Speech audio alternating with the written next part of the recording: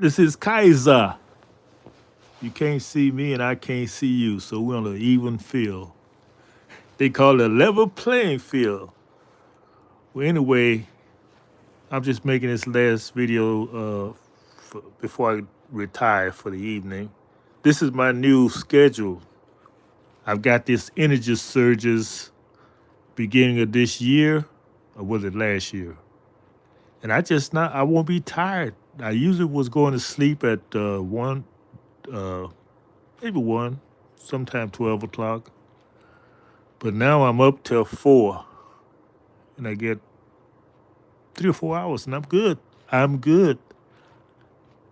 I may get a couple hours during the day, but I have a lot of things I got to do. I got to do my research. My mission is to learn as much as I can. So, I'm not going to keep repeating my channel. You should know by now. I've got 2,000 videos. I've said this is staying in the light. I'm going to dispense with saying this is staying in the light. I'm just going to say my name, Kaiser. And what this video is about, it's about traveling. Traveling in Africa. I may be the first. I don't know if I'm the first or not, but I'm close to it. I started my travel in Africa when I was, let's see, the year was 74. Yes, 74. I traveled to Ethiopia, Kenya, Tanzania. Uh, I went there by way of Greece, Iran, Turkey, and Kenya. I wound up in Kenya because I had some contacts from Germany and Kenya. Yeah, I went through that. I went through Germany and then Greece. So, my experience traveling, my destination was Kenya because I had some contacts in Kenya. And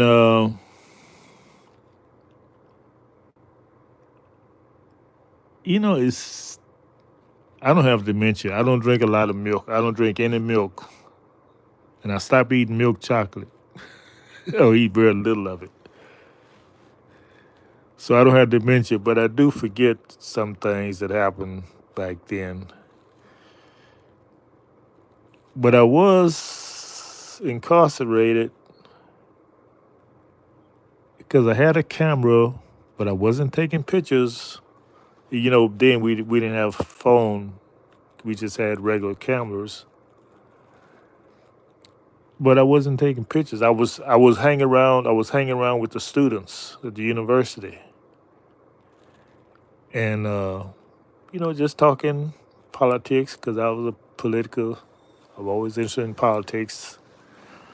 I wasn't interested in meeting the president or nothing like that. I just wanted to see the country. I wanted to connect with my roots. So I was, like you say, trying to find yourself. And the experience I had in Kenya kind of left a sour taste in my mouth for traveling in Africa because I was accused of being a spy. They didn't trust me, anyone. Well, at that time, having a U.S. passport was a liability. They could not understand why someone would want to come to Africa from America. It's like you got all this luxury there. Why you want to come here? So their thinking was that you must have some bad intentions of coming here. That's why I was incarcerated, suspected of being a spy. It is, I haven't talked about this. Maybe this is healing for me. Yeah, 50 years I haven't really talked about it with anyone. So this is therapy. Okay, so Yeah, I was the student. Somebody turned me in. Uh, I did some crazy things too. They got me in trouble. I was there during the revolution in Ethiopia. Well, maybe a little before the revolution, because I was there in '74. The revolution was '75. So they had the soldiers guarding these buildings. The the soldiers was guarding the building, and I was walking around, pretty naive. Offered a soldier a cigarette. I was smoking back then. Now these people on guard, you're not supposed to be talking to these guards. Anyway, that got the attention of somebody to say, "Hey, who is this guy?" So, but the people are so humane. I mean, the way they talk to you, they treat you very, very decent, very humane. Ethiopia, I said, "Oh man, I love this place." Even they arrest you, they was treating you like you was a king. So they didn't put me in jail. They just told me I had to go to out the country. And I understand because that was a dumb move. Try to give a soldier a cigarette when he's on duty. So I think they went with me to the station, if I recall, and I was able to go to. I went back to Kenya. Yeah, I went to Kenya. Was it Tanzania? From Ethiopia. Yeah, I went to Kenya.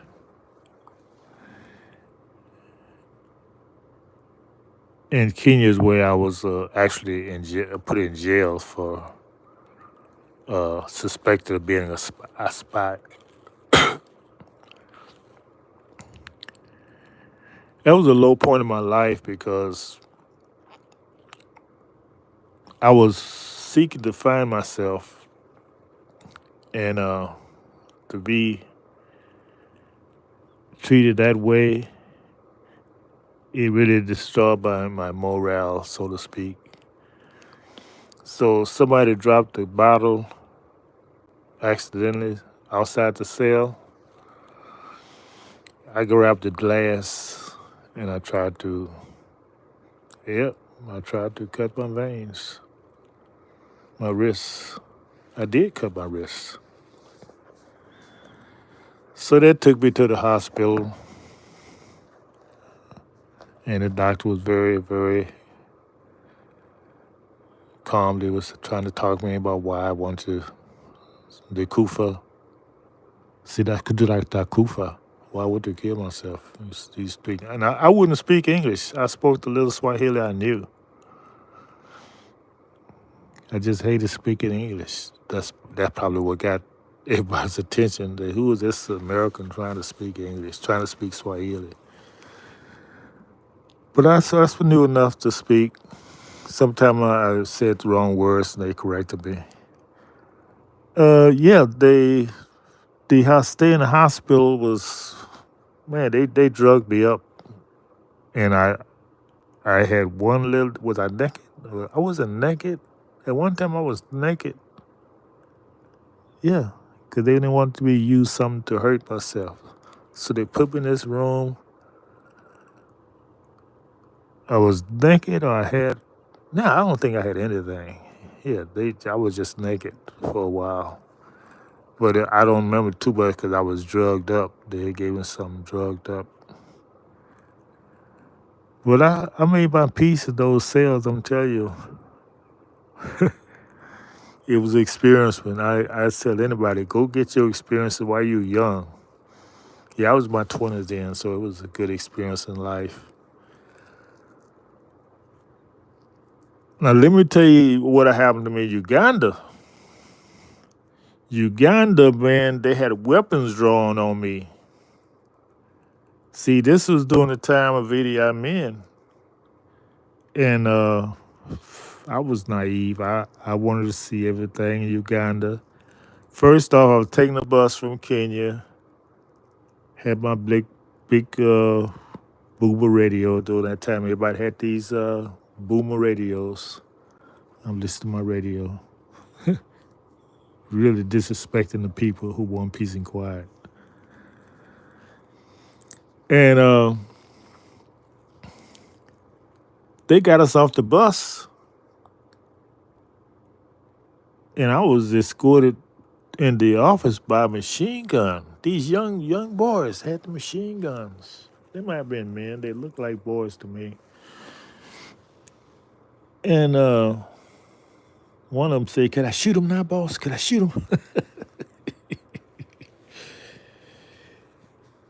Yeah, man, that American passport. They thought sure I was a spy. That's why I haven't been too anxious to going back into Africa. Those experiences I had, though they didn't hurt me, they just let me go continue. Oh, I couldn't. I had to turn around. Yeah, I couldn't go in. Couldn't go any further. They wouldn't let me in Uganda. I had to go back. Went back to Kenya. I'm glad they didn't shoot me because, man, that little boy, he really wanted to shoot me. He was trigger happy. He wasn't playing either. They were serious. They were serious. But see, they was at war. I didn't realize when you at war like that, especially against the West, it's not too intelligent to go to visit these countries. People are upset with the Western countries.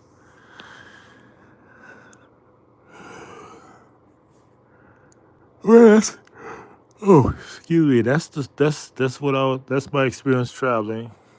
Uh, let me see anymore. Cause I'm not gonna do this again. This also for my own information, so I can leave my memoirs.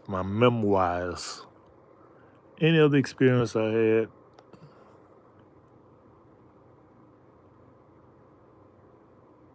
Oh, I was in this shop.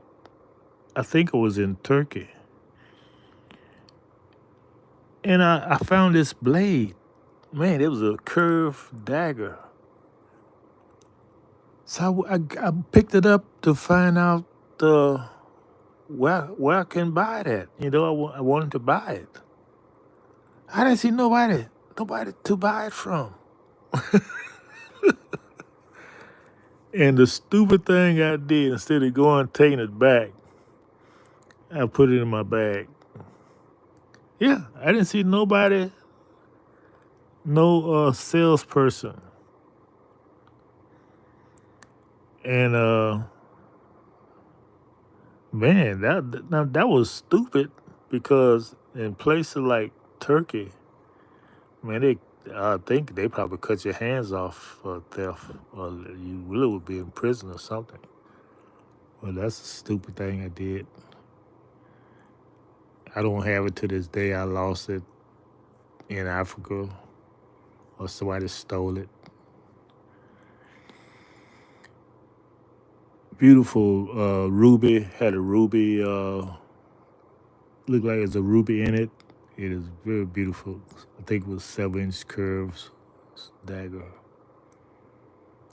And it just caught my eye, and I just wanted to buy it. I don't know if I could afford it, but wasn't nobody there I could find to uh, to buy it. I don't know if I intentionally put it in my bag or I just forgot. Yeah, I really don't think I intentionally intended to steal it. I think I was just distracted. It's not like I went there and say I'm gonna steal this. No, that's not who I am. I don't steal. I forgot to take it back. Just that simple. Cause when I went somewhere and I opened up And I saw it there. I said, oh, man, I was supposed to take this back. You know, you're not going to walk around with a dag in your hand, right? I had much sense in that, so I put it in my bag. And I was looking for somebody to buy it. So, not having it in my hand and not seeing somebody to buy it, I just forgot about it. And I went on about my business. And later realized that, oh man, I didn't have a set of mind to take it back because I forgot about it. I think I spent so long looking for somebody to buy it till, oh, nobody's coming in today. That's good. How you doing, Am? I'm all right. I'm about to get off here. My bedtime now is 4 a.m. I get up about 9, and I give me a couple hours, about 5 to 7 in the evening. That's my new schedule since this planetary alignment. I don't be sleeping at 12 and 1 o'clock when I used to go to sleep. I just have a lot of energy. And I also get to catch up on watching do my research on my videos during that time. So I'm ready to turn in now. Thank you for coming in. I appreciate you. Anything about what I said you want to discuss? Any foreign languages you want to speak? See if I can speak some of the language you know. You look like you got a foreign name. I don't know. Anyway, I'm out of here.